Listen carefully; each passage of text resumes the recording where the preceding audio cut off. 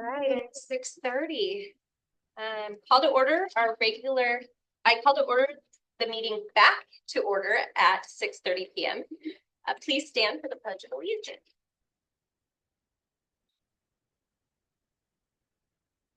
I pledge allegiance to the flag of the United States of America and to the republic for which it stands, one nation, under God, indivisible, with liberty and justice for all. All right. Are there any agenda revisions? Nope. All right. Are there any questions on the consent agenda? And do I have a motion to approve? I have a question on the consent agenda. All right. Thank you, Erin, for the clarification you sent about the ticketing email. Some of those numbers don't add up to me. If we're paying 3% as a processing fee, and that means $20,000, that means we're bringing in $600,000 in sales of merchandise and tickets. That doesn't seem like it's in the ballpark, but it could be. And also the contract, the letter you sent says no fees will be paid for the student tickets, and the contract says $1 will be paid for the student tickets. Right. So our students who have an ASB card, right, they are charged. So those students are charged that have the ASB card. So it's students. Well, the contract says that if they get their tickets through this online portal, there's a $1 per ticket charge. And that would be for the guest. That would be for all tickets, is what the contract says. The students with the ASB card would buying a ticket through the system, because they would just show their ASB card and go on and walk. So they don't need a ticket. Correct. Okay. Okay, that was my only question. And then your first point, I think, so the 3% is with the agreement that we're Right. Yeah, and we don't know like that amount. We don't know what that amount's going to be. Right.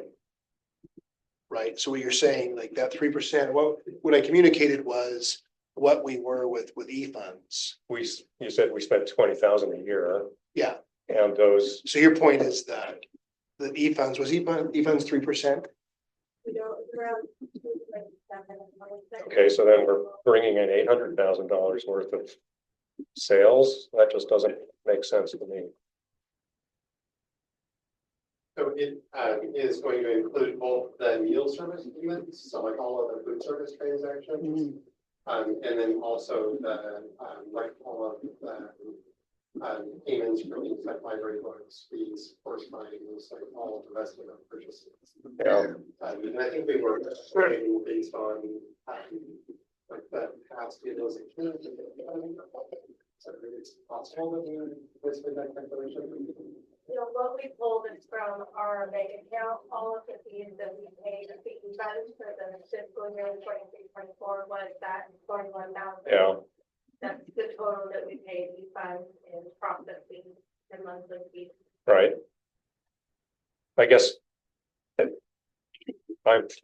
contract's been signed. I'm fine with it. I would like to see a simple spreadsheet that lays out some of the finances of our athletics and activities. Not some of them, the finances. How many tickets we sell. I think, the contract could be canceled in 3 years regardless. It seems like it's a big improvement in customer service. I'm all for that.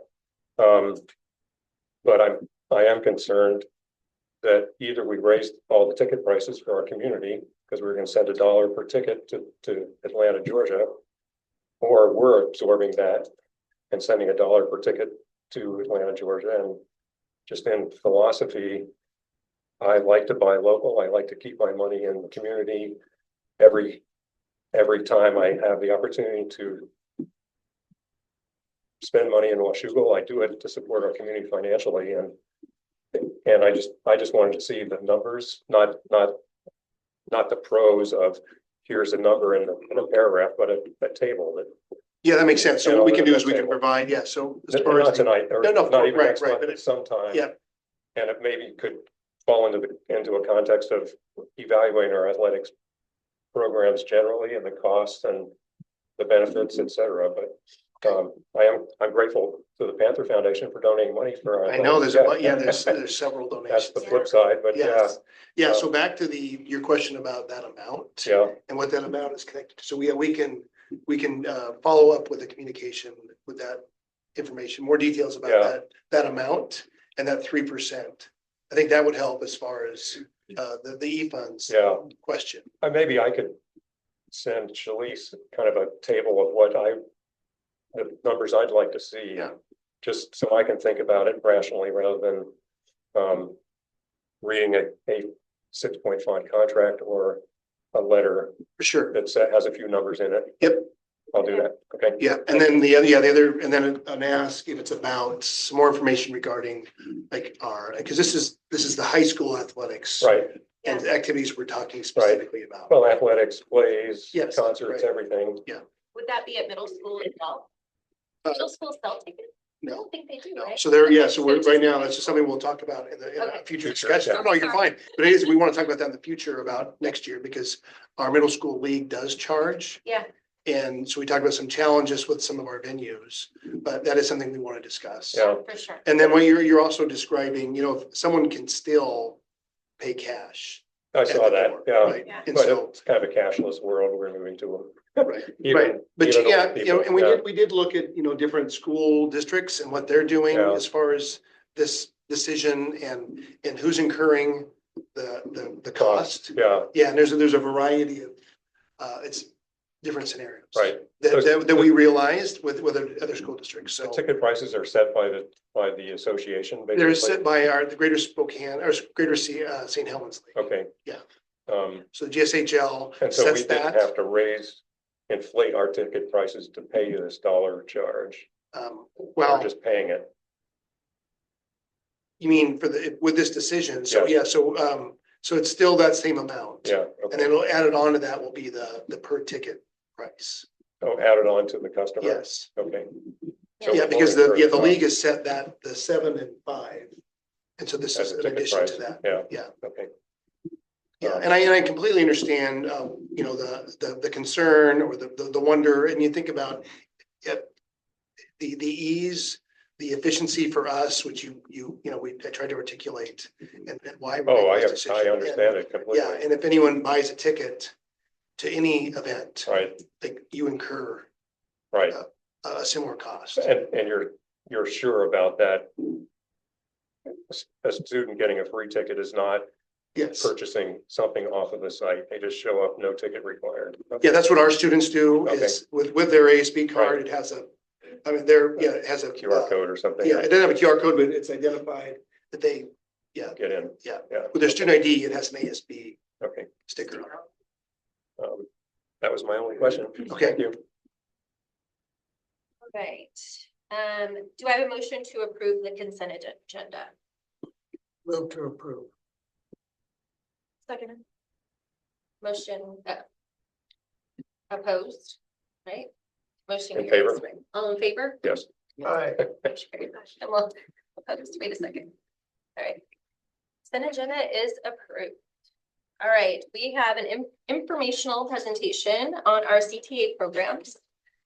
Here, Yes, thank you. So Margaret is going to be sharing some information regarding 2 programs that we're going to be adding. So Margaret has several programs that she is responsible for.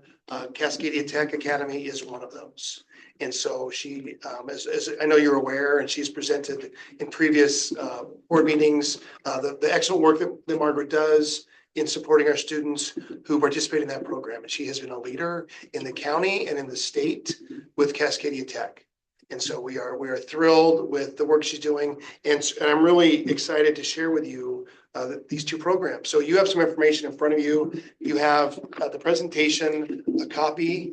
And so you can reference this. She also has it up on the screen. There's also 3 other documents that you have. One is this pamphlet, which is just a general overview of the program. And then there's two others that are describing, these are the actual programs that are being added to Washougal and really to East County. And they're gonna be available to not only us and other school districts in the county, but also Stevenson, White Salmon. So we're excited about that for those school districts. Not really sure why this isn't working. I'm gonna try again. Does everybody have the presentation? Mhm. Yeah. Okay. Sadie's the only one who got a color copy. I apologize for that. So. Very good. You want a color copy? All right. Hi, Margaret. Hi, hopefully I can actually do all of this at once, multitasking. So thank you so much for the opportunity to talk to you today about a pretty exciting exciting thing that we're doing here in Washougal. So one of the things that I was tasked with this year is to develop innovative programs. And when I started to think about that, I was like, this is going to be interesting. How do you develop new and innovative programs when we're cutting budgets, right? When we're our staff or our student population is going down. So I got to thinking about a satellite program that started last year in Woodland. And it was for Teaching Academy. And then this year they started pre-electrical. And I thought, well, what an amazing idea to bring some of our Cascadia Technical Academy CTE programs to Washougal so that we can expand what we offer to our students, but also provide a hub for other schools in our area that some of them never have an opportunity to go to Cascadia Tech. So I had a meeting with Joan Houston, who's the director. I started talking to our port partners and some other partners. And so this is where the idea came about. And we landed on two programs, forestry management and Teaching Academy. So a little background, we have had a class, we call it Careers in Ed. That class has been approved to be offered in Washougal for almost 5 years. And we've never been able to offer it. It is very, very challenging to offer a single class that has a very specific sort of like teaching certification. So we're talking about like a 0.2 teacher. And as we kind of shrunk, the teacher qualifications for that class has gotten smaller and smaller in terms of the courses that we offer. And we've been trying to build our education training pathway. We've added, you all know, child development and ed. And this is the next step course. What's really cool about this course is because it's a skill center class, it's a 2.5-hour block day class. So students have the opportunity to actually do field experience through this class. And when they're done, they can sit for their paraeducation certification and be ready to go straight to work, continue their education. The class up in Woodland is currently articulated with LCC as well as a college and high school course with Central Washington. And the plan is to do the same thing here, only with Clark and Central Washington University. Forestry management is also very, very cool, considering where we live and all of the forests that we have all down the gorge. There's no class like it in our region, so it's going to be open to all of the consortium, as well as schools down the gorge like Stevenson, Carson, and White Salmon. We have a course in Washougal that is an AP environmental science class, but those students have nowhere else to go. That isn't a CTE class, But when you think of it in terms of learning pathways, it's a logical next step course. And again, this class, we have our first advisory committee meeting after break. Where partners and different people that work in this industry will be getting together, looking at the course, giving some advice, and then we'll be looking at, I should say, Cascadia Tech. If they need my help, I'll be helping them, but looking for a college partner, which they already think they've landed on, which is Grays Harbor Community College, which also makes sense because it's over in National Forest area. So some other great reasons why this opportunity is awesome. Expands learning opportunities for students at a time when we really can't. It finishes uncompleted pathways, provides new pathways. It provides depth of learning because those really longer class with like I said, with lab and field experience attached, professional mentorships that they'll be able to get through those field experiences. And the other thing is it's an annual commitment. So it's a way for us to try it. If it doesn't work, then, we don't have to continue. Cascadia is financially supporting this project. So they are renting the space from us. They're helping pay for custodial and things that we need with students in the space. They will be, the teachers of these courses will be Cascadia Technical Academy teachers through the Evergreen School District, which is their host district. And then as far as our commitment is that the students, in particular in Teaching Academy, where they'd be placed specifically one-to-one with mentors. If students in that class cannot find a mentor in their sending school, then we'll help support them in our district, or help them find a placement in their own if that's where they want to be.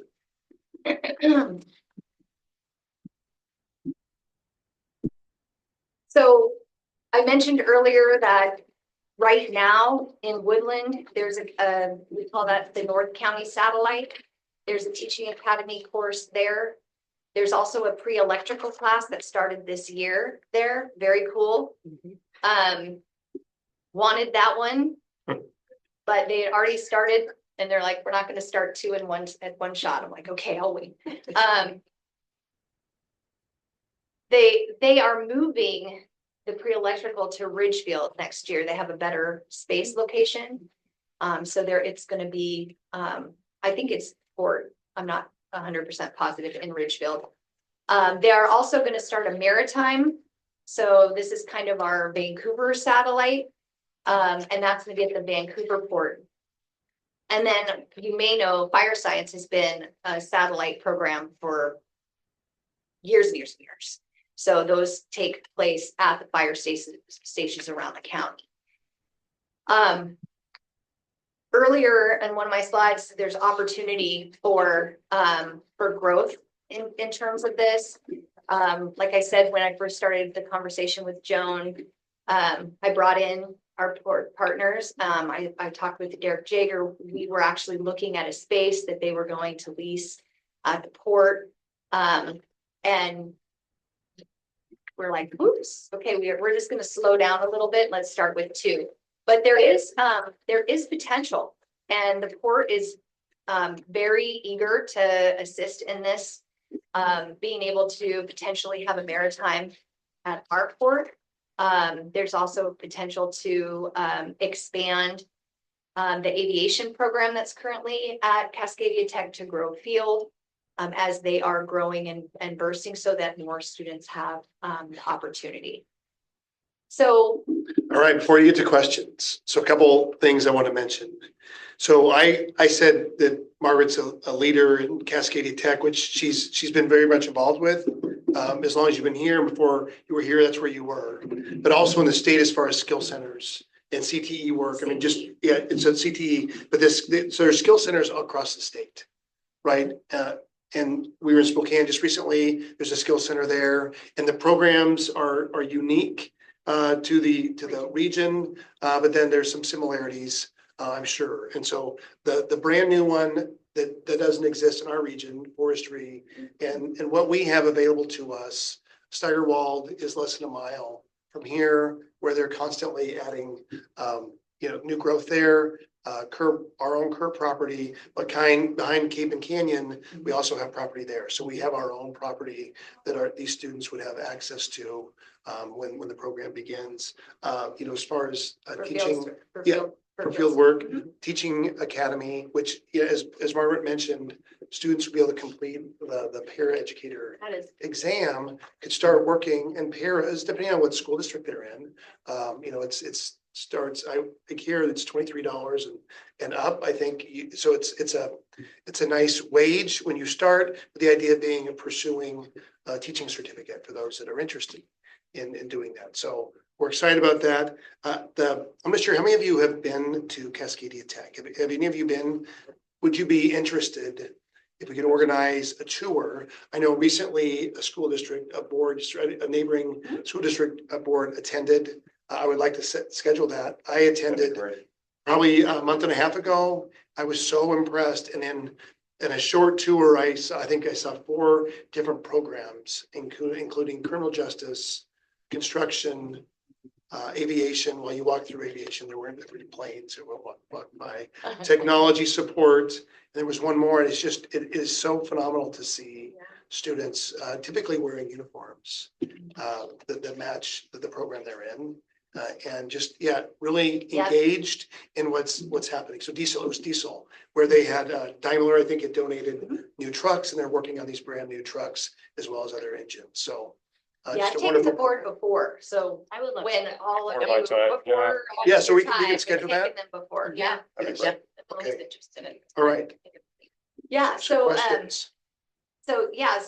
exciting, expansion, being able to just serve more students. And really, like I said, I mean, when I was thinking about how to do this without like financially strapping us to do it, I had to find a place where we were leaving money on the table, and this was one of the places. So Being Excelsior, you mean, or Cascadia? I'm just talking about like Cascadia Yeah, and just being able to tap into that program and be able to bring some of that. And because we have space, it just kind of is a nice marriage right now. And for our students who participate in the program that's on Evergreen's campus, they take a bus in the morning, they return. There's also an afternoon program. And when they make that drive, they miss, in essence, a period of time, like a period. So they've got to make up that period somehow. With being the program being here on our campus, that's not going to happen. So that's a plus for our students because they don't have to worry about that. That is something that's challenging with a 24 credit diploma. If you miss a semester, you've got to make up that semester somehow. Yeah. And so they're able to do that through an online program, and it can be challenging. And we're actually looking at how can we host that through this program, because we really would like our students to be earning that credit through our program. Yeah. You expect students from other districts to enroll in this? Absolutely. Is that the way it works? Yeah, absolutely. The teaching academy. So this is where, as CTE director for Washougal, like I'm very protective of our programs. So are all the other school districts, right? So, when we talked about teaching academy, there are a lot of districts that offer that class. They either call it teaching academy or careers net, right? So we were mindful when we set this up that this program would be for districts that don't offer that, and for districts who are turning kids away because their program's not Full. Yeah, it's full. So for example, Camas has a program, our neighbors, but they turn kids away every year. So their CT director's like, absolutely, if they can't get in, especially our seniors, we're happy to send them your way so that they have the opportunity. And then, going down the gorge, Stevenson Carson, White Salmon, they don't have the class and they don't, they've never had the opportunity to take a skill center class. So it's a way for them to connect. And our proximity to their Is site so- versus going, all the way, Towards right? the- Yes. As Yeah. outside the consortium, so it wouldn't even be considered at the main campus. But because we're here, it's absolutely a consideration and they're excited. I know last time I talked to Joan, she had just talked to the superintendent of Stevenson Carson. Like absolutely stoked. Excited, yeah. Yeah. Do you have an estimate of how many students might enroll in these? And is there a metric that you would use to evaluate whether it's successful at some future point or not? Okay, good questions. Because forest management is so new, I got nothing. I mean, it's gonna be like a learn it like in the boat. For Teaching Academy, I would say that if our students are leaving that program or the students that are in that program are leaving and earning their paracert, then we've got a successful program. Yeah. Absolutely. And what would be really awesome is if our students that got their paracert would be given at least a preferred interview. Yeah. For any para positions that we have open. Yeah. That would be so cool. so there's an AM and a PM. And one of the indicators whether this is going to be, there's an interest would be the number of students that sign up. Yeah. Yeah. So if there aren't enough for an AM for each one of these and a PM for each one of these, and then they won't offer it. So Okay. there'll be an AM one. Yeah, possibly. we So would that's, just open, we would offer, or they would offer like a morning if it's just, or An just an afternoon, afternoon, right? But the idea is that we would offer and they're opening it up to offer an AM and a PM session for both of these courses. So you're looking at approximately 50 students for each program, 25 in the morning, 25 in the afternoon. Okay. approximately.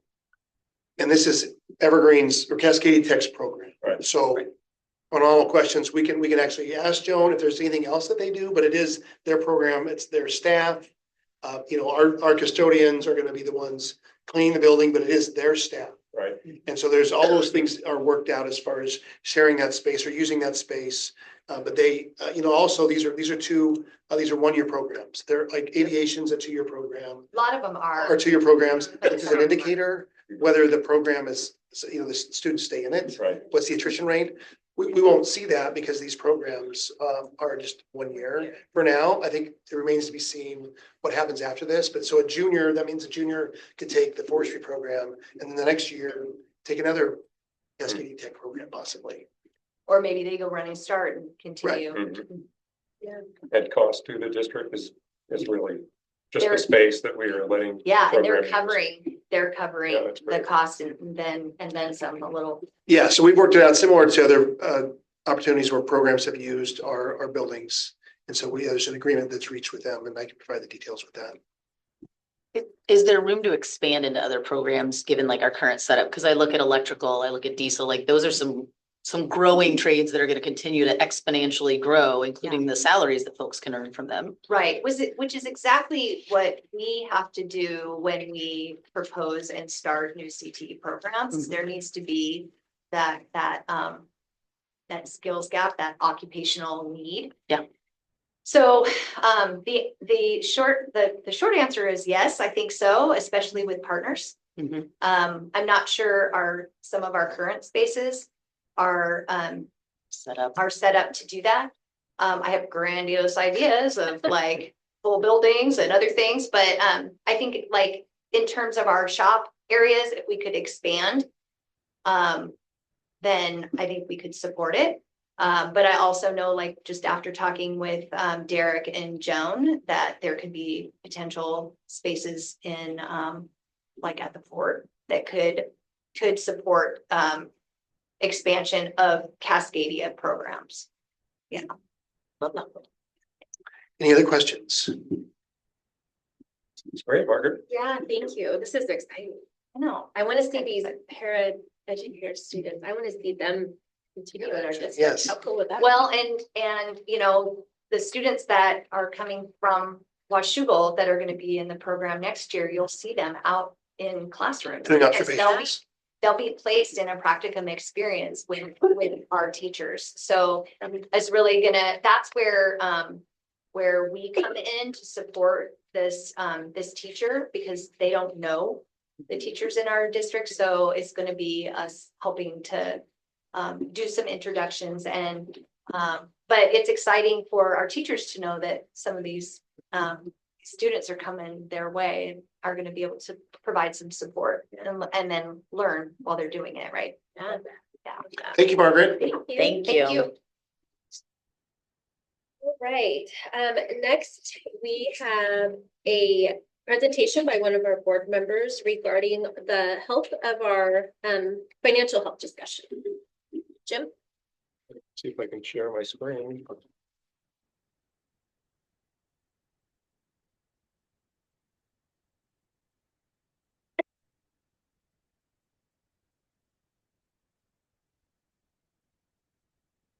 Okay, so I put a presentation together. I've been thinking a lot about financial health in light of the warning we got from the state.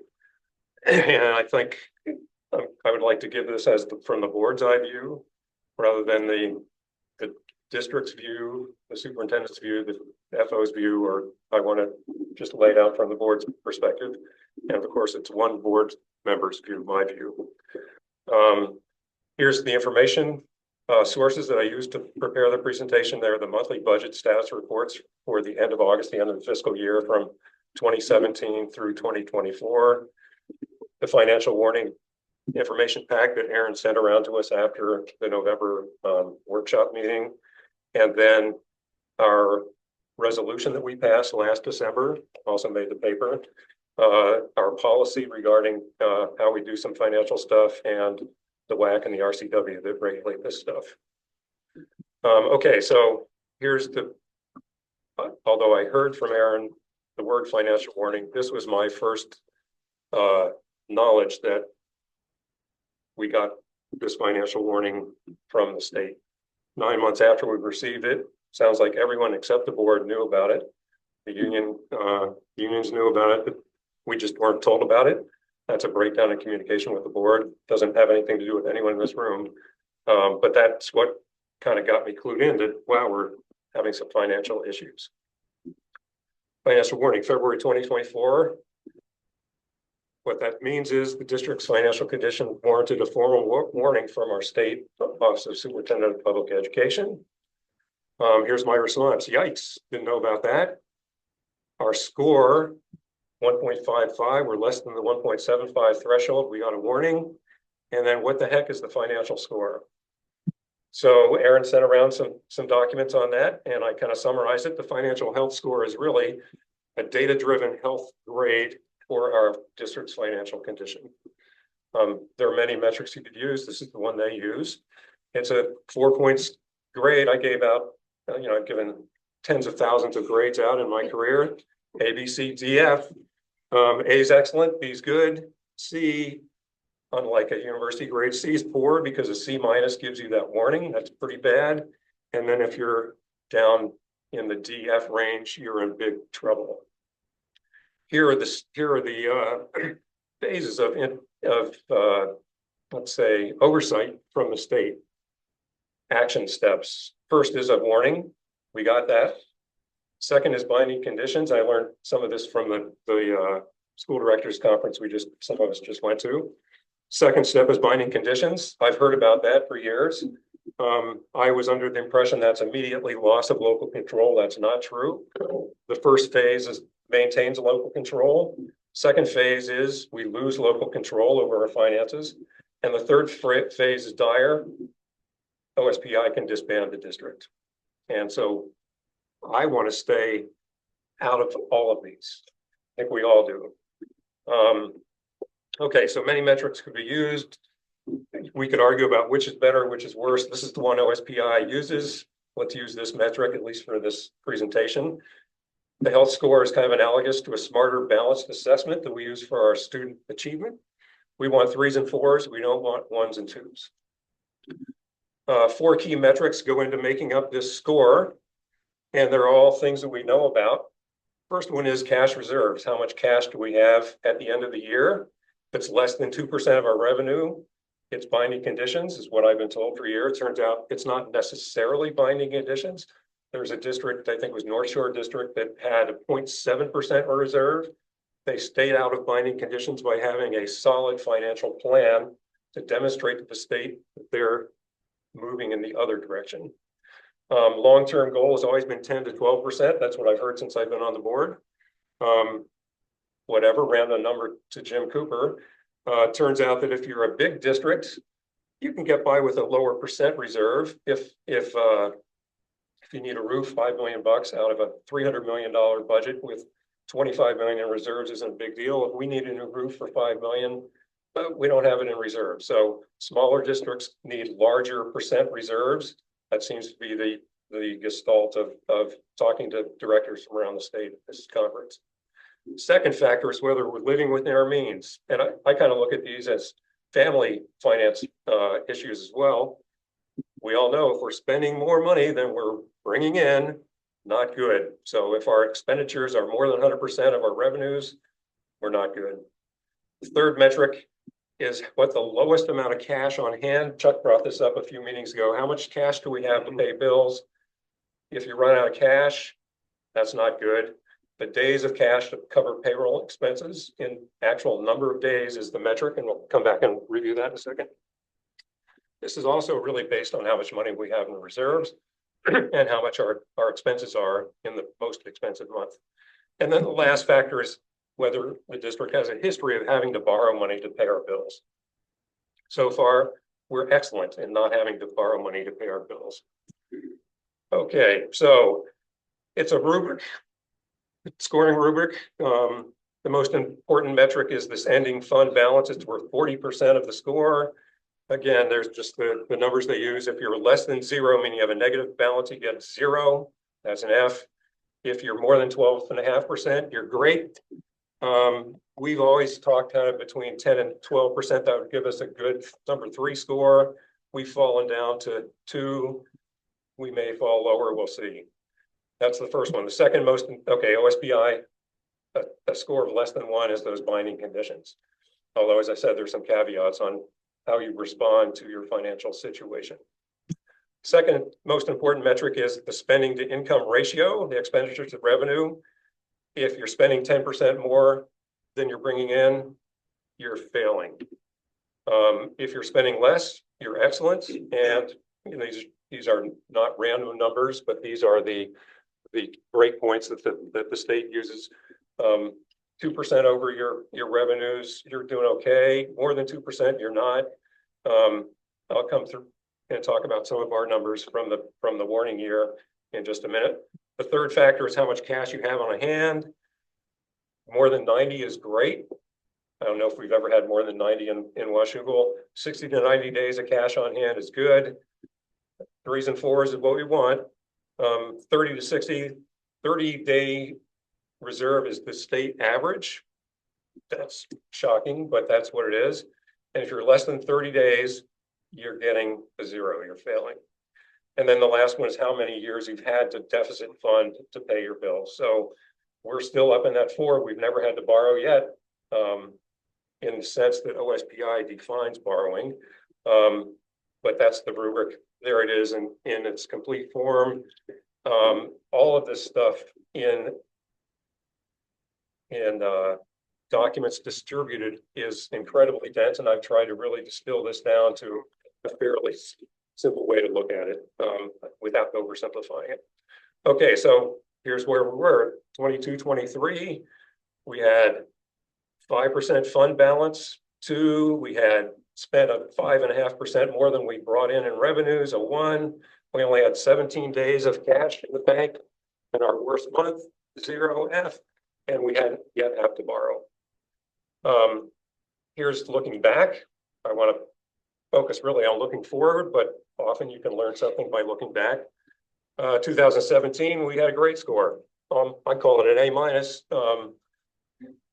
2018, we slipped a little down to 3, still a solid B. 3.15, a solid B. 2.8, you call that a B-. 2021, we slipped into the C+ range. 2022, we slipped down to the warning phase. And then the year that we just completed, although all the numbers aren't complete, we will score at best a 2.6. Here is something, so here we adopt a budget, we have an adopted budget, and then over the course of the 12 months, we see how that budget is actualized. Here's the budget we adopted in 22-23. We are aiming for a good solid B. Here's the actual budget that we had. As I said, our ending reserves were lower than expected. Our expenditures were more than our revenues. We only had 17 days of cash on hand, 1.55 warning. And again, I would like to believe that if a district receives a warning in the future, that the board hears about it fairly early on, not 9 months later. Let's look at this past year we just finished. So again, we shot for a 2.95, not quite a 3, but it's close. And in the case of last year, we ended with a fund balance of less than 6%, could be better, less than anticipated or adopted. We did spend less than we brought in. That's a good place to be for any financial unit, family up. We only had 4 days of cash reserves on hand. This comes from the report that Shalise sent out I think the last meeting. And that's a little light. 4 is not that different from 0, but it's greater than 0. And again, we haven't had to borrow. Okay, what happened? 22-23, our revenue was less than we anticipated. Our spending was quite a bit more than we anticipated. We spent 5.5% above the budget, and there had to have been other unanticipated expenditures, or the adopted budget wouldn't have been overspent by $1,700,000. Last year, our revenues, we did a lot better. Our revenues were lower than the budget, but our spending, through the hard work of our HR director, our administrative staff, our building principals, the entire organization, we cut the budget and spent $1.8 million less than the adopted budget. Still, we almost ran out of cash. Okay, so we're off the warning list. That's good, but in my opinion, again, one board member's opinion, we're still in poor financial health. And I just turned 70. I know I'll never be in excellent health, but I want to be in good health.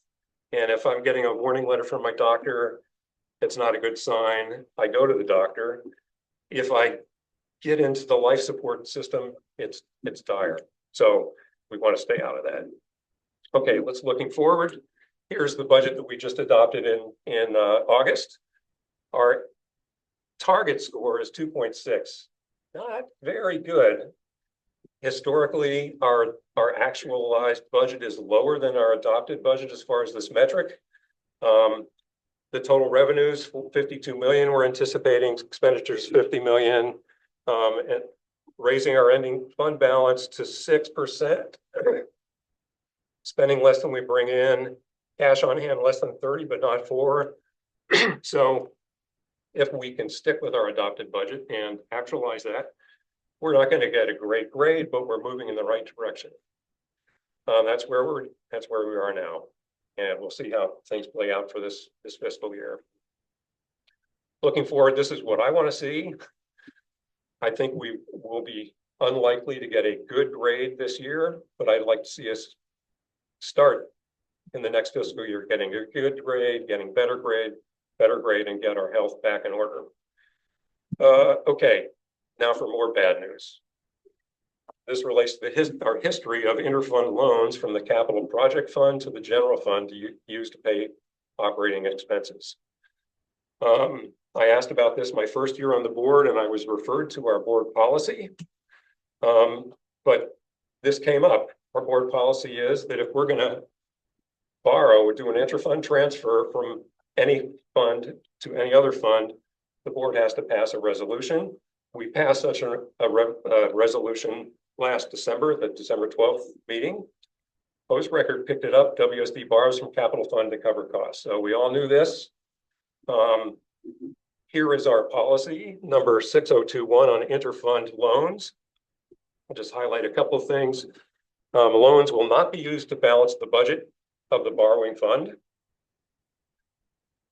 The board must adopt a resolution before any interfund loan transactions take place. The resolution will contain the exact amount of the loan, the funds involved, the specific source of funds for repayment, the schedule for repayment, and the interest rate involved. And when this came up last December, I realized we were almost all of us were at the meeting. Yeah, sorry, Jane. Wasn't here yet. 4 of us that were on the board were at that meeting. And we knew that we would have to pay ourselves interest, but I don't really know what that means, except the capital project funds accrue some interest and they're assessed against another fund. Okay, this refers to the RCW governing public school expenditures and the WAC governing interfund transfers. Here's the WAC definition. An interfund transfer is considered to be a temporary loan of monies between one school district fund and another. That's just the definition of an interfund loan or a transfer. Here's our resolution. Back in December, we authorized the interfund transfer from the capital projects fund to the general fund of up to $3.5 million during the 2023-24 fiscal year. Okay, so just a couple of notes. Interfund transfer loans accrue interest. They require a specific repayment schedule from identified district funds. And then secondly, looking back, so I kind of got absorbed in this little project and I looked at all of the school board meeting notes and everything from 2017 to the present. This was the only interfund transfer resolution adopted by any school board since 2017, and that's where the online records deplete, or I would have gone crazy and gone back further, but thankfully, thank you, Les. We only go back to 2017. Okay, so looking back at that capital project fund, whoops, something screwed up there. Let's take a look. 2016-17, that's when I moved to Washougal. Let's walk through this pretty complicated table. These are our funds in thousands. So the beginning balance in 2016 of our capital project fund was 19 million. We got 34 million plus change in revenue from a bond, capital project bond. We repaid from the general fund $3 million that had been borrowed previously. So this tells me that the district has borrowed in the past in this way for whatever reason and paid back the money. And that left us with an ending balance of $10 million in the capital projects fund. The next year, we didn't have that capital bond levy. We only brought in $1.5 million in revenues. We spent $4.3 million, probably completing the school project. It dropped our reserves a little bit. We paid another $15,000 back on some previous interfund transfer. The next year, 2018, we paid back $50,000 from the general fund to the capital projects fund, but we also borrowed almost $700,000 from the capital projects fund, transferred to the general fund. The next year, we paid another $52,000. We borrowed another $700,000. The next year, we borrowed at $1.2 million and had a negative transfer from the general fund. Not quite sure what that means, except we paid back more than we paid in. We transferred more to the general fund than we repaid by $64,000. 21-22, these are pandemic times. We transferred $1.17 million from the capital projects fund to the general fund. 22-23, another $1.1 million. 23-24, the year that we passed a resolution to authorize this, we transferred $750,000. And then the budget we adopted this year suggests that we'll transfer $1.1 million from capital projects to general fund again. You can see how our capital projects fund has been depleted over the last 7 years. 10 million, we're projecting to have basically 1.4 million in the bank. One of the caveats on interfund transfers is you can only do if it doesn't affect the use of the loaning fund. So I'm hoping that that 8.4 or 8.26 million in expenditures were in our adopted budget includes both the roof and the land purchase that we just agreed to. Because if that's not included, that 1.4 million will be almost gone completely. Okay, so what does that mean from 2018 to 25? Can you pause for a second? Yeah, sure. Actually, I have these to hand out to you guys. Sorry about that. From the capital project fund to the general fund, it's not an interfund loan that we're doing, we're not borrowing from the capital project, it's an interfund transfer of our capital project levy. So our levy is appealing to our tech expenses. Our tech expenses all hit the general fund, and then the levy that sits in the capital project fund is reimbursing the tech expenses, which is what the levy is approved to do. That's good news. Yeah, so it's not something we're planning on paying back. That Okay, money was approved to be used for the tax funds, and the transfer isn't covering all of the tax expenditures. okay. And that's because the capital levy fund comes into capital projects. I mean, the tech transfer funds come into capital projects. Okay, It's levy goes into the capital projects fund, but it's for tax uses too. okay, So that transfer happens because it won't go directly into general fund.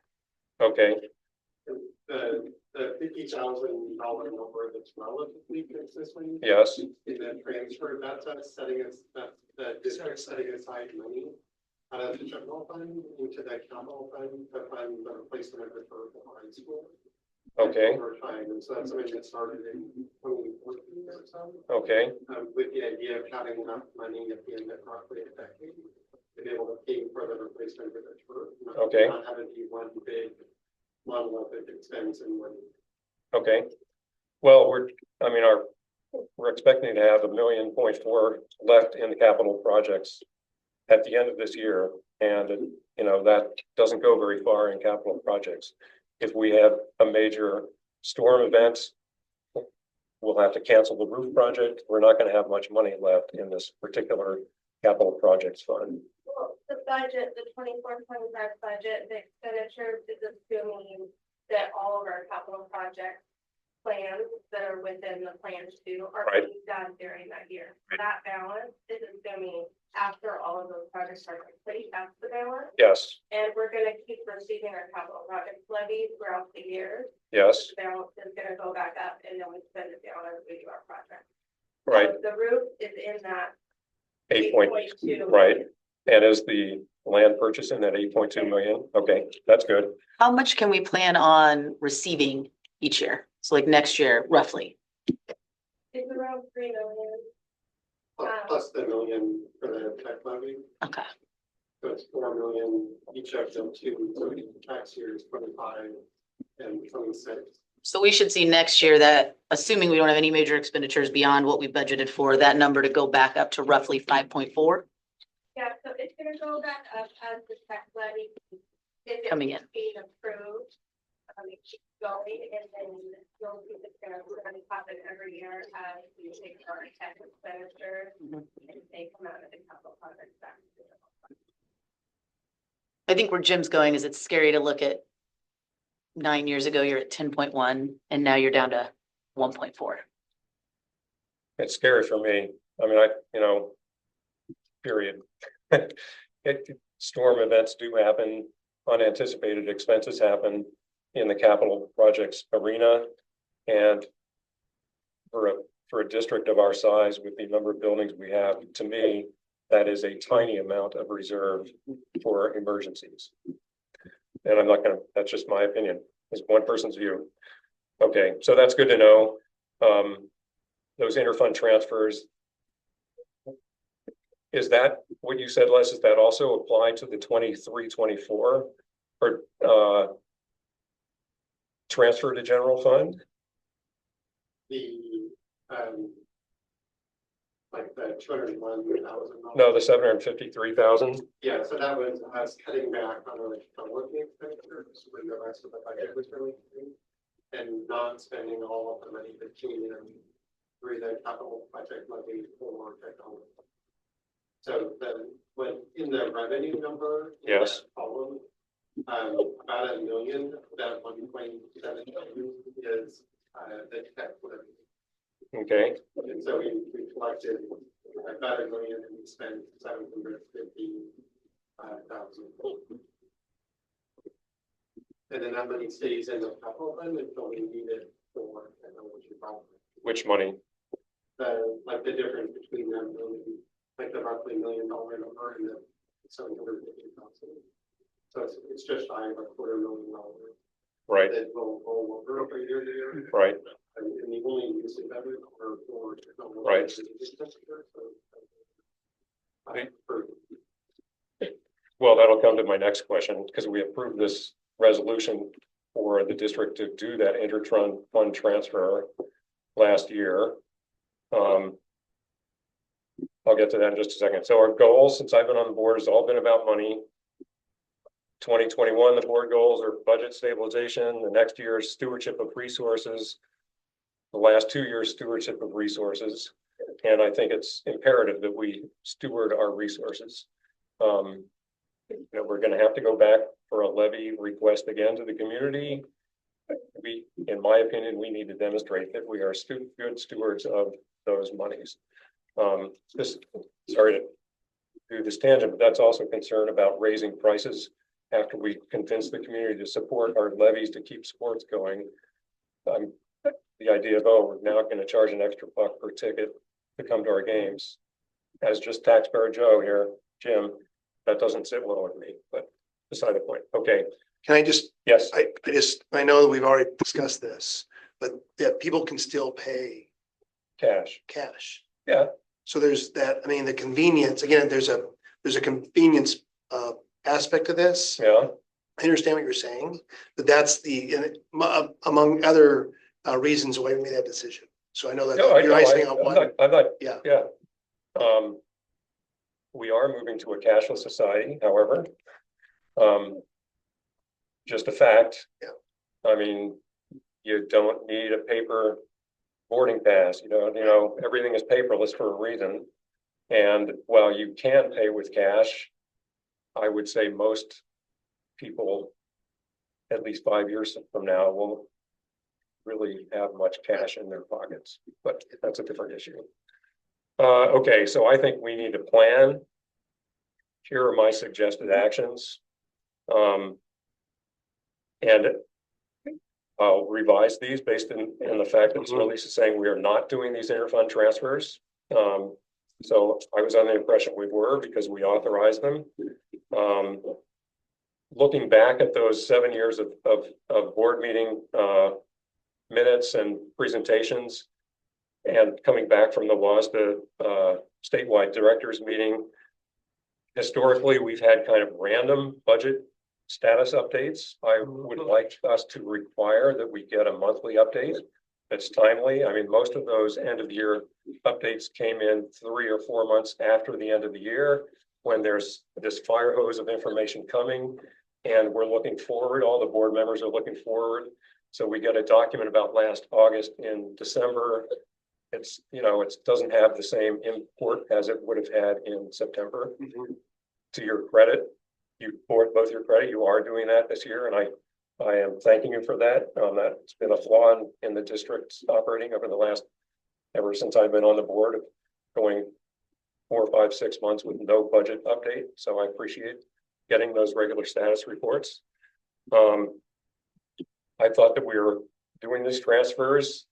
So if we don't need a new resolution, I'm happy about that. That's great news.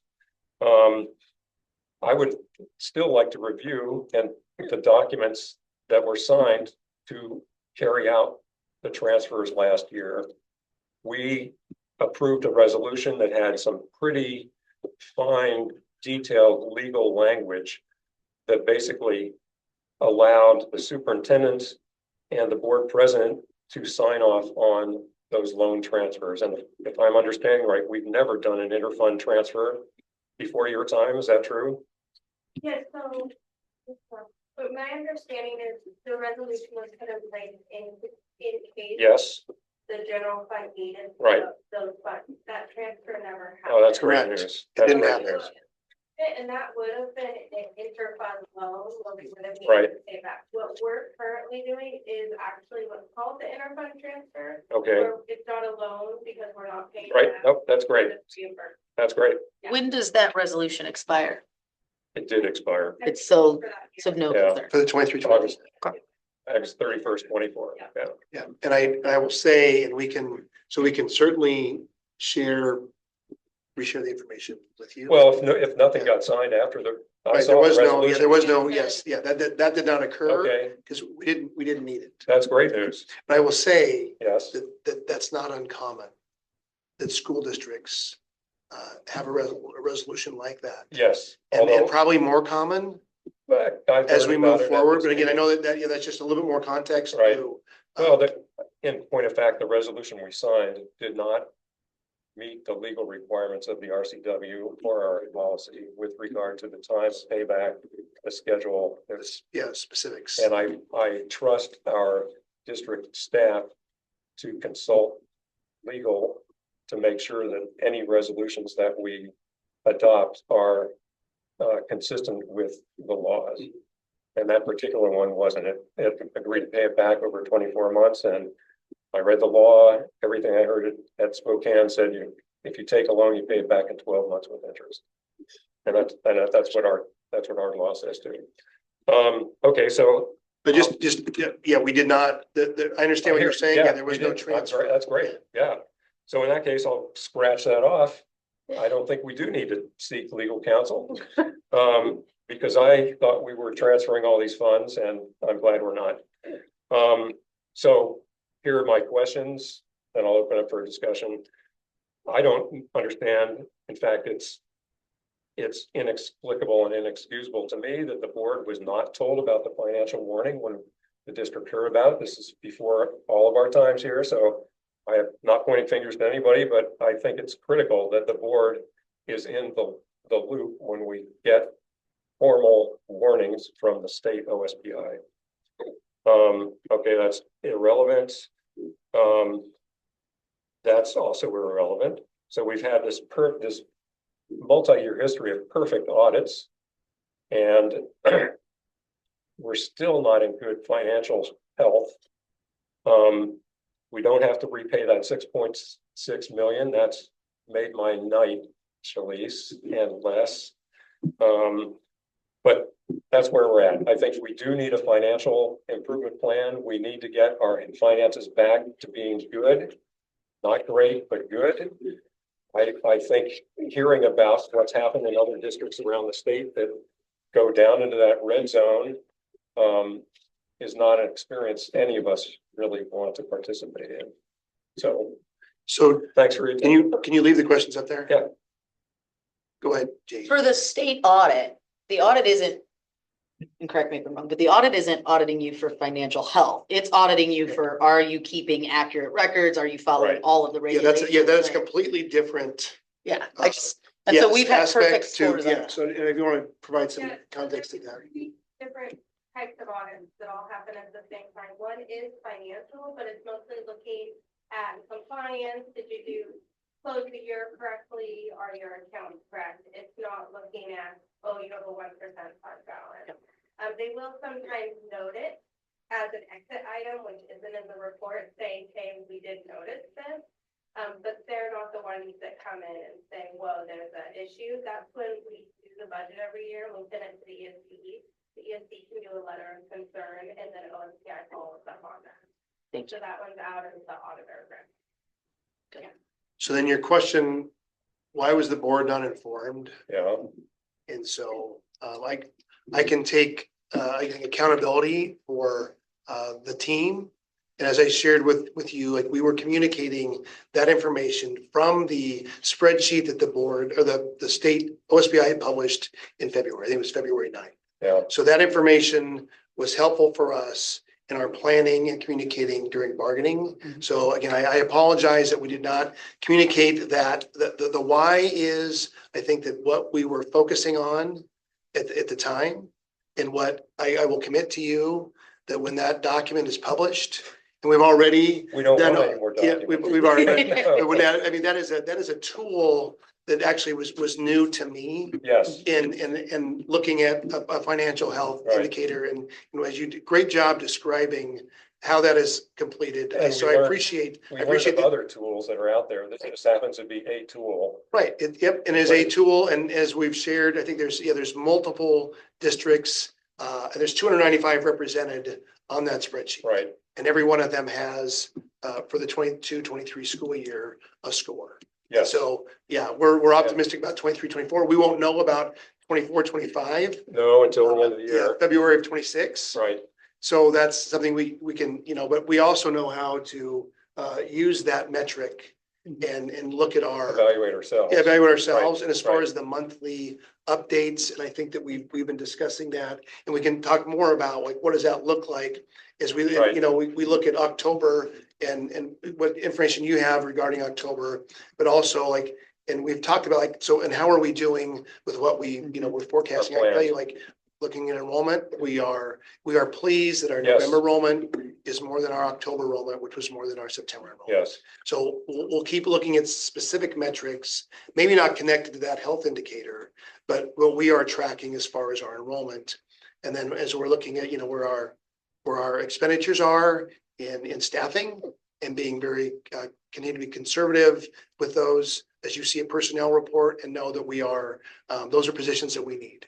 right, And typically that's because someone has left or right. we're backfilling a position. right. Yeah. I mean, I think we do need a plan, however, to make sure that we go from poor health to better. Yes. Yeah.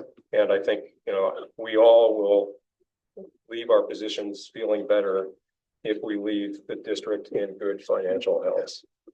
And, there are a variety of reasons, inflation, COVID, lots of things came in. But, what I heard it was next year, 10% of the school districts in the state, so 30 districts will be in binding conditions. And that's a big number. And it means 30% or 10% of districts are failing financially. Right. And I don't want to be in that. I just don't want to be on that list. That's my perspective. So. I have one more question. Yeah. The notice that comes, it goes to the superintendent, it goes to the whole team. So let me just, so there is no notice. that Okay. comes. There was no notice. Gotcha. So that is a published document along with lots of other information that's provided on the OSBI website. So we don't receive a notice, but we receive, there's a category for every school district, 295, and 19 of those have this category because their score was under the 1.65 cut score. Thank you.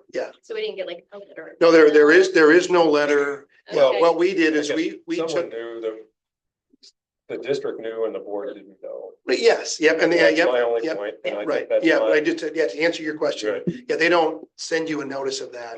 But it's something we We need took to that do. information and we created a one pager that allowed us to share that information with our other teammates, I think it's Gotcha. our labor critical partners. Yeah. in negotiations that our union partners know what our financial position Yes. is. Yes, For sure. And I think that's critical. Yes. With regard to the information that comes flowing to these 4 or 5 volunteers, it is a fire hose. No, I don't think any of us have the bandwidth to go on the OSPI website weekly and see what's new at OSPI. It's hard to digest the hundreds of pages that come to us every other week to find those key numbers that are important. And and working with a volunteer board, I wish somebody, maybe us, but somebody would come up with a strategy for distilling the important information that we really need to have in our conscious thoughts when we're making decisions from the other 100,000 pages of information that is important for someone, but not necessarily for us. And that's a challenge for every school district in the state, in the country, I'm sure. It is, but what you're asking for example, the monthly updates, and that's something that we can work on. I know Shalice has shared with me some documents that she has used and is currently using with us that I think will provide you with the information. Yeah, But to your point, we have a lot of budgets. We have a lot of things, transactions that are occurring, and figuring out like the most crucial information for you, looking at each month, right, and how are we tracking on our goal. And right, if our goal, our minimum is 6% for fund balance. We've discussed 8 to 10% for the reasons you've described. right, And so again, that being a goal, and one of them is an expectation within a policy. right. And so we will be, again, sharing information with you. And I hear what you're saying. And so how can we distill it down to the most important information for you as we're looking at a financial health Snapshot. score, or so where our goals are to continue to move in that direction that we've been starting. We have a good start right now, but we want to continue to do that. And this, our current October fund balance, is based on, so in October, we receive grant funds. So as we're seeing those monies, we understand that in February of last year, right, that was our leanest year as far as cash on hand. Right. So we will continue to track, and we'll look for a document that assists you in having the information that you need. Well, some of the other district financial officers shared their documents at this conference, and looking at 1 month is not very useful. Looking at the trends over the course of the year is much more useful. Yep. And Shalice, do you have an estimate on how many days we're going to be down to this year in February? If not off your head, but I don't have percentage. Currently, it looks looking like we'll be in the 3% in February, so that's pretty good. okay, So we'll still be in the Well, where we're low. it's pretty good, but it's All poor. I would say is October, we received a good chunk of our levy. Right. We mostly received that October and April. Right, So it set us up to then go through those 3 low months. right. Possibly low months, to get through. Yeah, I mean, I will say K-12 finance is a complex beast. I've done budgets of various things and levels. Washington State K-12, I'm sure it's no more complex than Oregon or California K-12 education, but it's very complicated. You get a PhD in public education finance, I'm sure. And so for lay people like us trying to digest this and understand it is a challenge.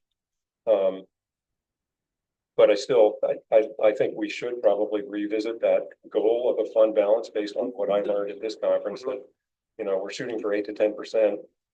What every other district leader who gave talks said was, if you're a big district, 8 to 10% is great. If you're Seattle, 10% is $60-80 million.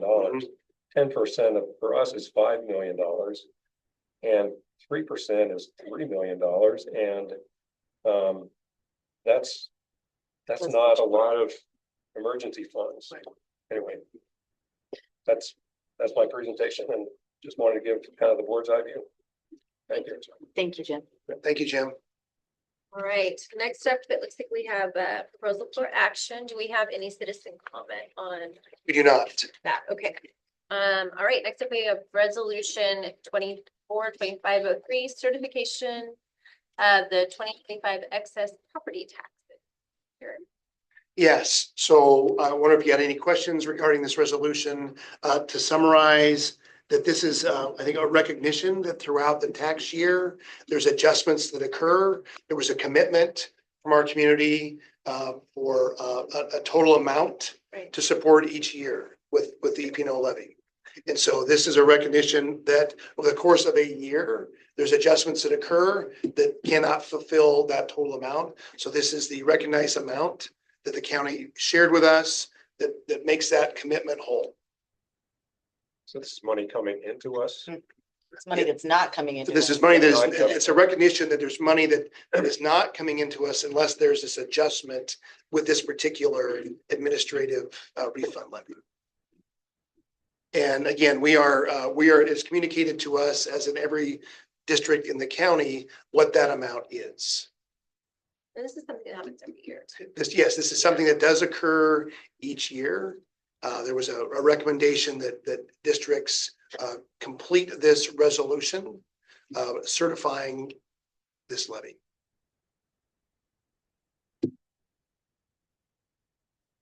And this is an action item to This isn't actually be approved. I'll move to approve resolution number, whatever it is. I should read it. Yeah. They have to find it. 2024-2503. Okay. I move to approve resolution number 2024-25-03, certification of excess property taxes for 2025. Second. Motion carries.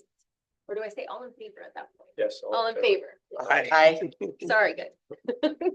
Okay, motion carries.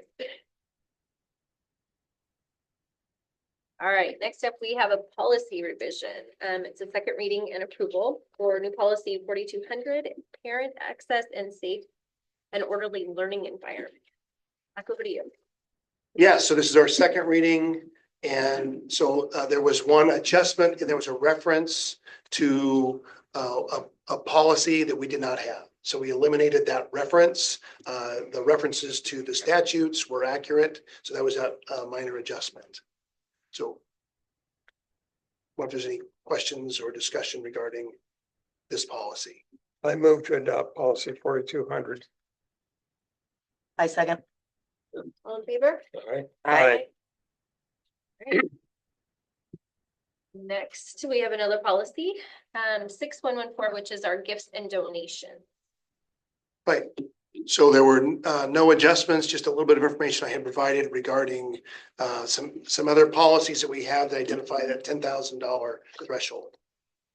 Can I ask a question about that? Sure. To me, it makes sense, $10,000 threshold for donations from a single entity. If I wanted to quid pro $100,000 donation into something for me, I could easily carve that up into 10, 11, $9,000 donations. And I think, personally, I think it should be, I'm fine with the $10,000 cutoff, but if the same person gives $9,999 every month, that's questionable. Mhm. So do you think within a 12-month period, like one I'd say, 10,000 within a 12-month? I Within feel a like fiscal that's, year, yeah. But that makes sense like I to me. said, I'm not gonna die on the cross on it. Mhm. And I think the concern is that a gift of that size would come with conditions. Yeah. Mhm. And I would assume that the superintendent at that point would kick back to the school board and say, we have this gift, but, and then we would take action. I would assume that superintendent. That's correct. So we would, yeah, so I would consult with you and also consult with the executive team and if necessary, council and rely on ESD 12 also who could help with risk management. If it was something that we were concerned about what the ask was connected to the donation. I think our Yeah. policy says no ask can come with a donation, Correct. but we all know that asks Mhm. oftentimes do come with. Yep. Donations. Yep, and we've had some occasion where an individual wanted a certain amount of information provided on the donation. And so we definitely, and I was not directly involved with that, but I know that the team did analyze that ask and worked with that individual.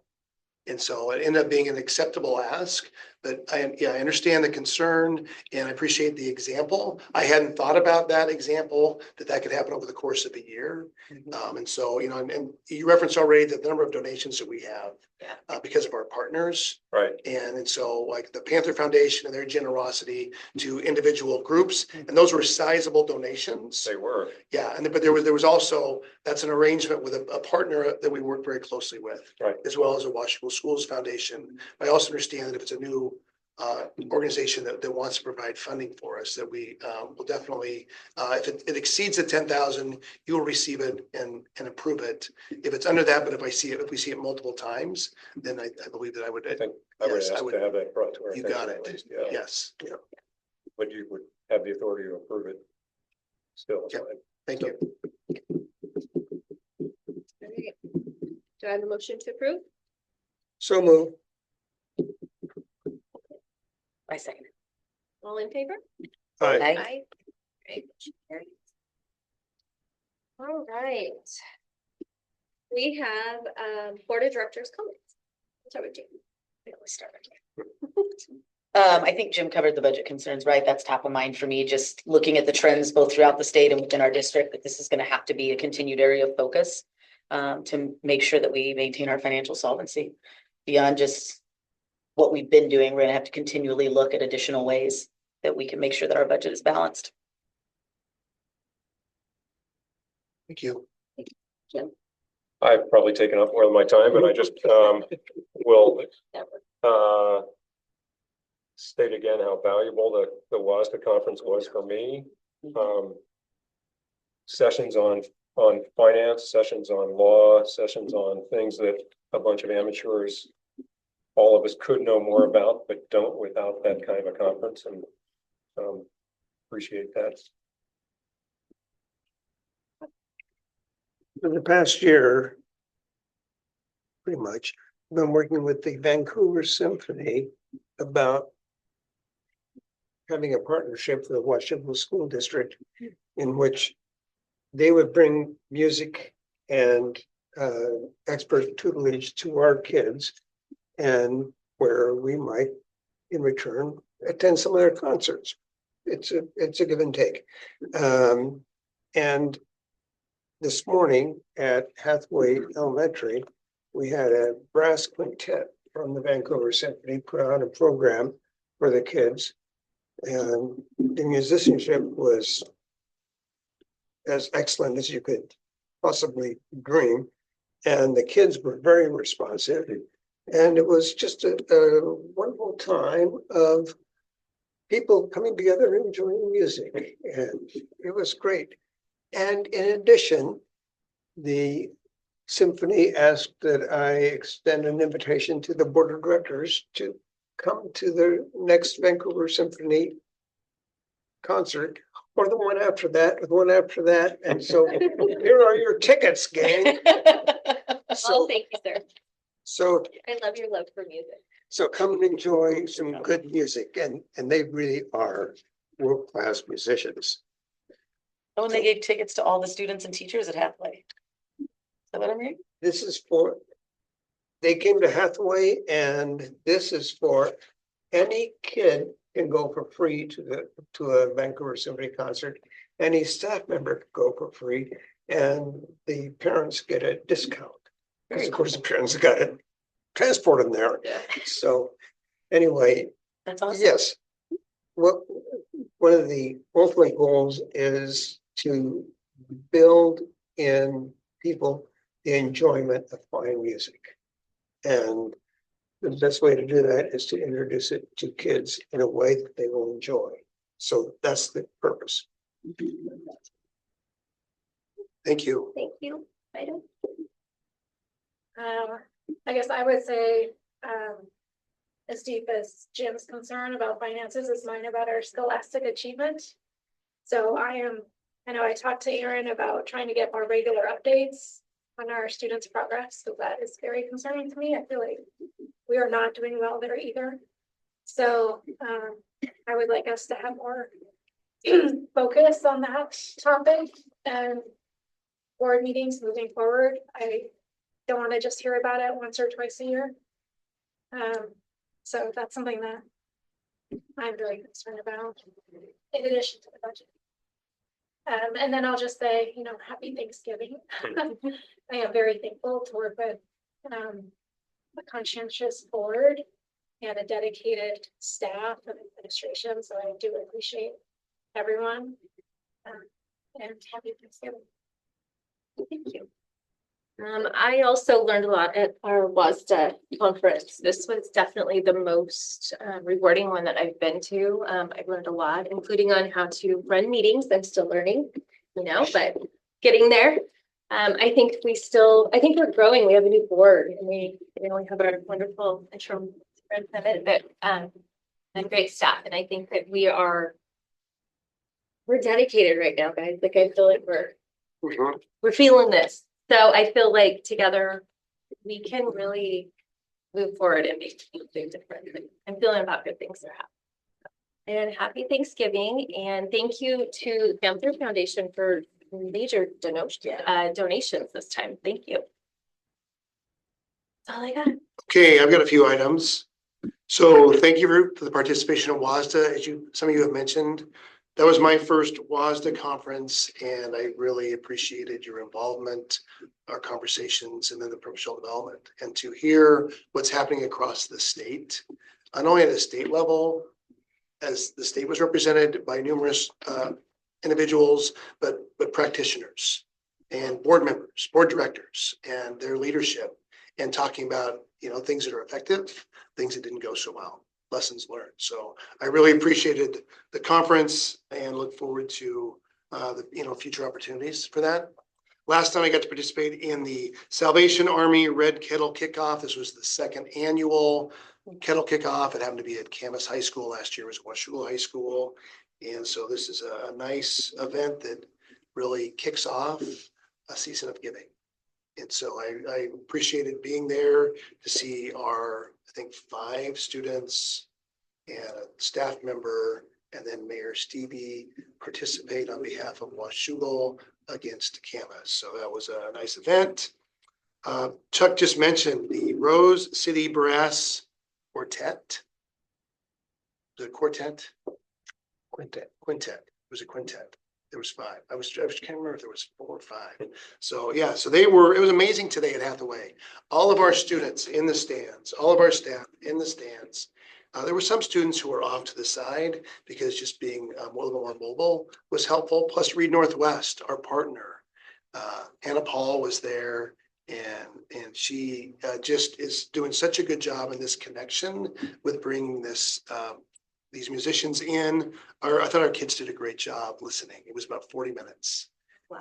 And to provide that opportunity, to have that exposure to them, of these professionals who were really excellent. And after each performance there was a few things they shared about the history of that particular song, what they're going to be playing. And so I thought our kids were excellent, and it was so engaging for them. And afterwards, a couple of our 5th grade students said, we play clarinet and we'd like to see their music. And so all their music was on an iPad, and the iPads were turned off, but just to see their joy. And Chuck knew these individuals, and who knows what that experience is going to lead to for them. And the discussions that we had regarding Reed Northwest and reading a book about music, and then connecting that to songs that we could play. So just loved it. And I thought our principal did a great job of kicking it off, and then just thanking everyone for being there. You mentioned those 2 kids. Every one of those 5 brass players was at one time a 5th grade band That's right. student. Yeah.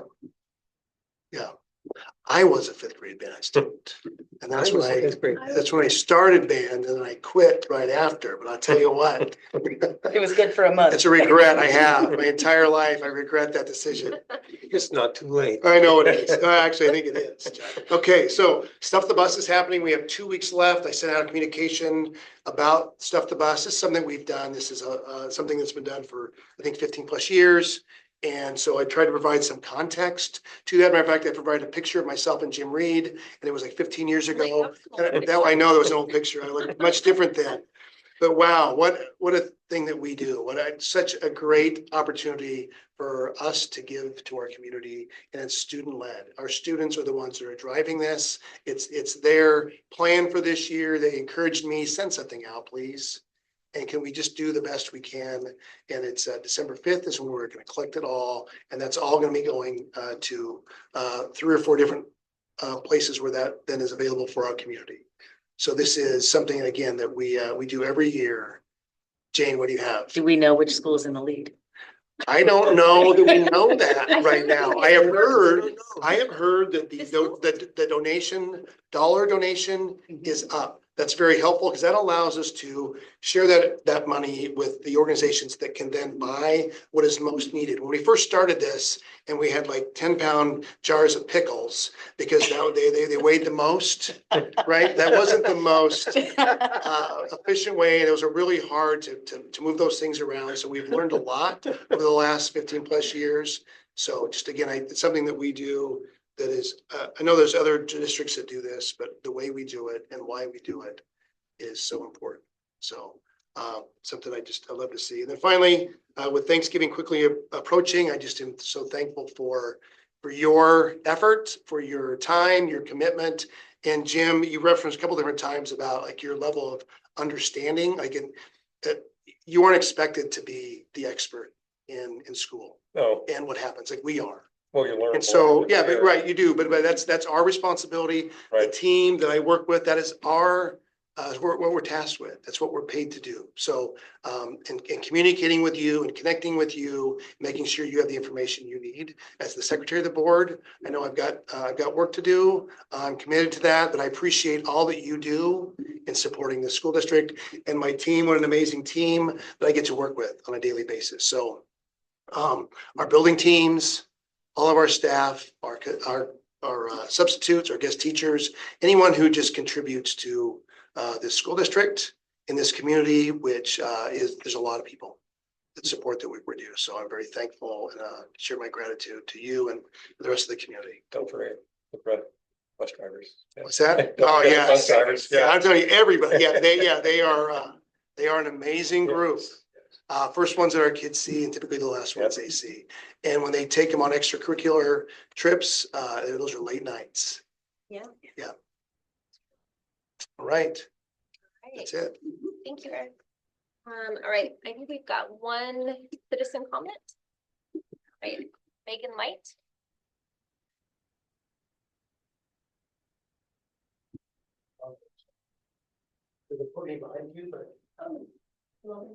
It's up to you. That's fine.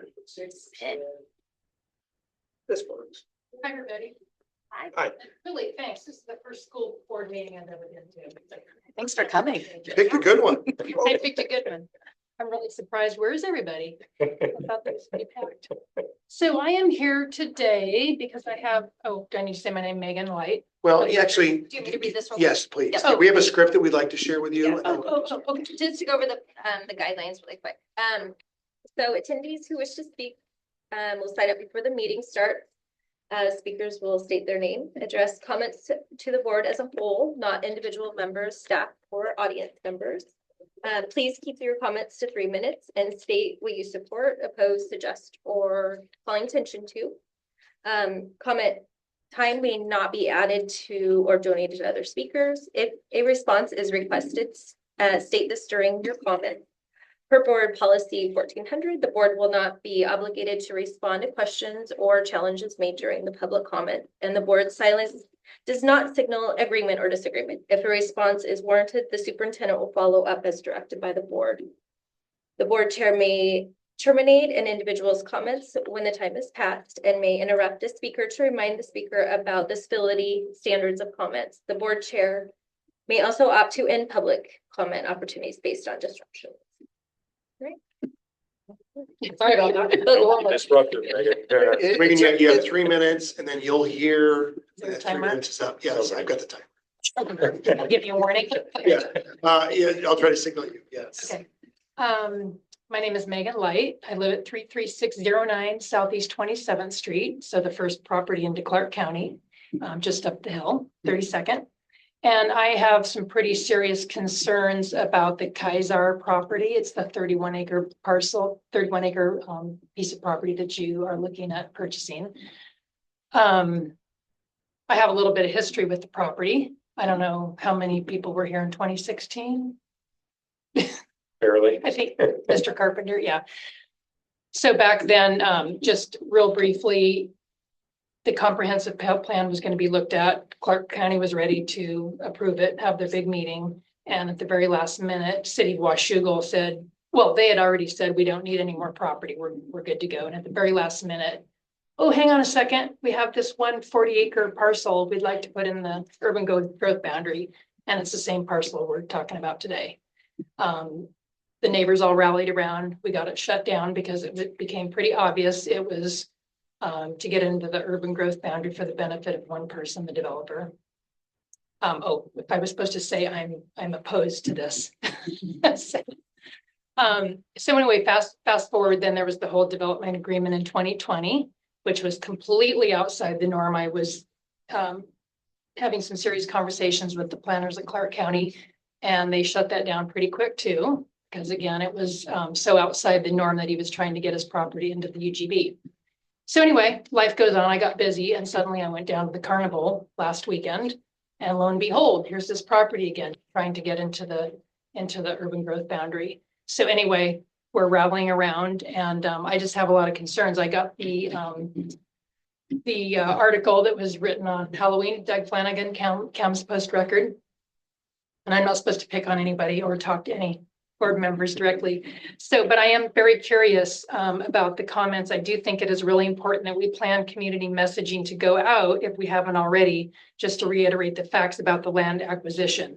If we don't tell the story and get the facts out there, people make up their own mind about things as they hear about stuff without the proper context. So I'm really curious about what the facts are that you are trying to put out there, because even in here that there are facts that are not right. And for example, I talked to the planning department of the city of Washougal at the carnival. I was told, oh, the sale's done. It's already gone through. Really? Okay. Checked on it. No, it hasn't gone through. It hasn't been sold. So that was very misleading. Also in here, it says that the option agreement expires in December. I checked with the title company and I confirmed tonight because I saw a copy of the agreement. It's May 1st of 2025. So my questions would be, what is the rush? Why are we rushing into this thing? Kaiser can't do anything else with the property. He's already had his cake and ate it too. He did the cluster subdivision out of the 40 acres. I don't know how much you guys know about the property.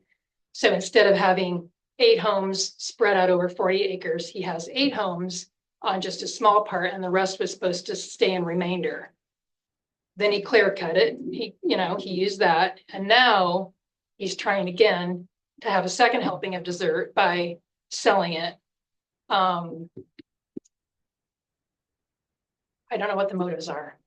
I feel like there's, I don't think we're getting all the facts. So that's what I'm trying to figure out. How's my time doing? Well, that alarm that went off was your time. I'm done. So that was 3 minutes, yeah. And this was additional 20 seconds. Oh, so that's done too.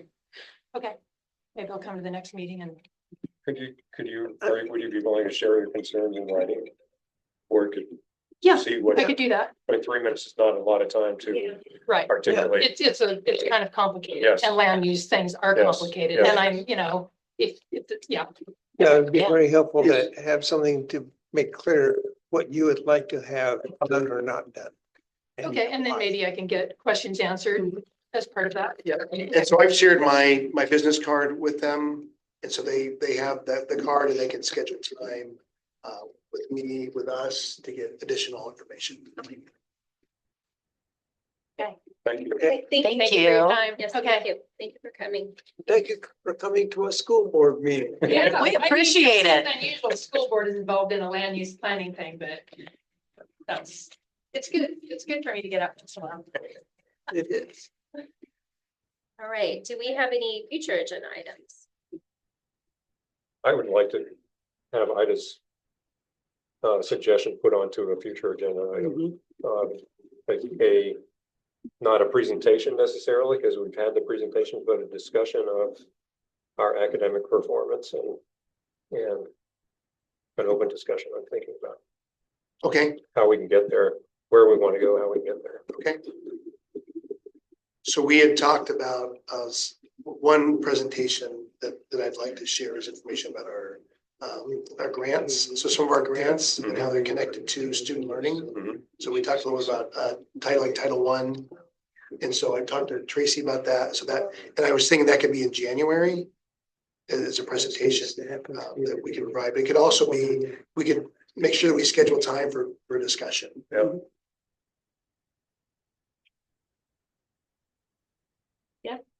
Good. Okay. All right, guys. Your valuation forms are on, right? Do I have a motion to adjourn? We adjourn, or we And we're going to adjourning to Executive session. executive session? Oh, it didn't say that. exam, yeah, we're gonna go. All right, we're adjourning to executive Exempt, exempt yes. session.